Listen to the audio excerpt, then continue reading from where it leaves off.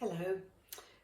It's that time of year when the clocks move.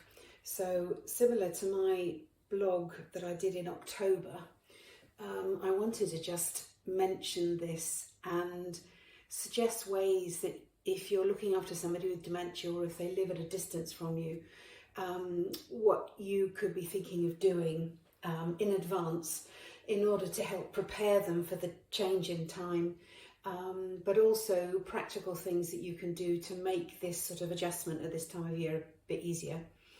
According to my calendar, the clocks change on Sunday the 31st. So that's this coming Sunday. So if I'm correct, that's Easter Sunday. If the person with dementia that you care for is living alone, this is something that is likely to possibly cause them disorientation, certainly some stress, but also some anxiety, confusion, frustration, because they will not remember, obviously, but they will not understand why it's darker or it's lighter at different times of the day. So what we need to do, because the sun rises earlier and sets later as the summer goes by, we need to put some things in place in order to help people with dementia get used to this adjustment. Typically, if they don't get used to this adjustment, they will struggle to sleep, they will struggle to go to bed at the right time. They might read the dim light in the morning as being the evening, and they might go to bed at 6 o'clock in the morning. You know, it can lead to all sorts of confusion. Not just for them, but also difficulties for you as their carer, particularly if their sleep pattern is disturbed. We all know that often people with dementia are up a lot at night because they need the bathroom or whatever, but this is something else. This is something that will or could disrupt their actual sleeping pattern altogether. So, you know, in everybody's best interest, we want to put something in place that hopefully reduces the impact. If you look on the Alzheimer's Society website, they talk about the body's circadian rhythm. I don't know a huge amount about that, but I know that if you're, like when you're jet lagged or when you've gone from one time zone to another, it can take a while for your body to adjust to the new time. So this is kind of similar. So what we need to do is put things in place that help the person with dementia to differentiate between daytime and nighttime.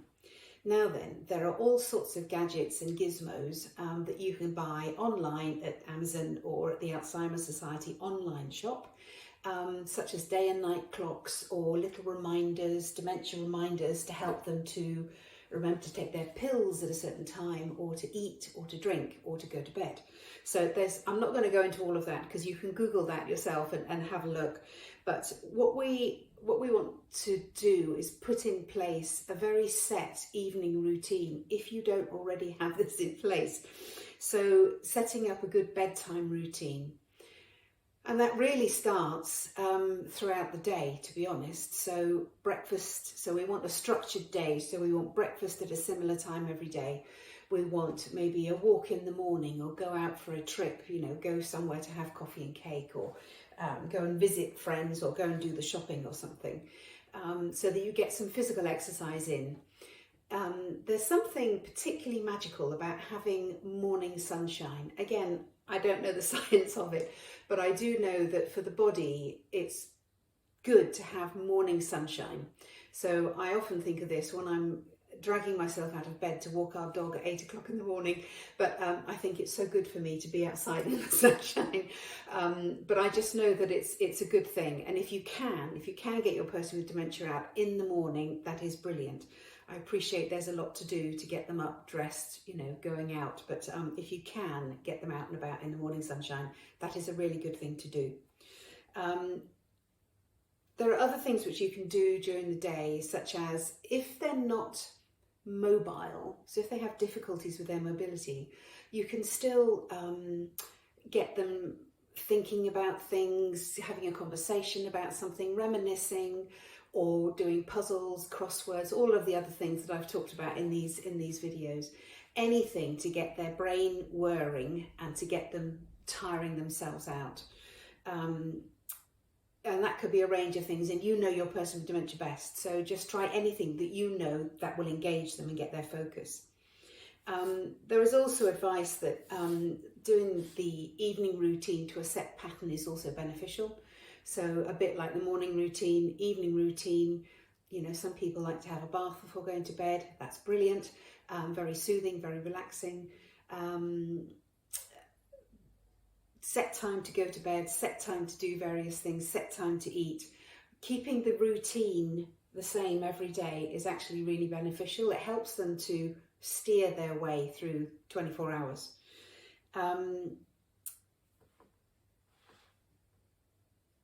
Keeping active during the day is very useful on lots of fronts. It maintains their routine, but it also helps to tire them out physically, not just mentally. As I said, you can do puzzles and stuff in the afternoon, and that keeps them whirring in the afternoon mentally. But the idea is to just tire them out. You know, if your person with dementia sits in the armchair all day, that is not going to help you at night. I have often have the conversation with family carers, oh, he sits in his chair all day and dozes and he won't go to bed at night. Well, I'm not surprised at all. He needs to be up and doing things. So if you try some of the things I've just suggested, give that a go, because I think that will help. It's not good for any of us to sit in an armchair all day. Part of the other things that I do at Dementia Cafe is Love to Move, which is a seated exercise, which is great for people with dementia. There are videos on YouTube, so you can go on there and look for it. It's done by the British Gymnastics Foundation, and it's called Love to Move. Thoroughly recommend it, totally safe, all seated, and very gentle exercises, but brilliant for people with dementia because it gets both sides, both hemispheres of their brain firing at the same time. Really good suggestion. Part of this is also sundowning. So sundowning is something whereby the person with dementia gets really quite markedly agitated in the late afternoon, and that is something to do with the sun going down and then becoming more confused. So sundowning is something to look out for, and implementing some of the things I've just suggested will help combat it. So doing things in advance, maybe even going to bed earlier on Saturday evening in preparation for what may be a difficult day on Sunday. All of these things are things that I would suggest that you try. Try them out, you know, give it a go, and let me know how you get on. I really hope something helps, and that you have a peaceful day on Sunday with the family, hopefully. Take care.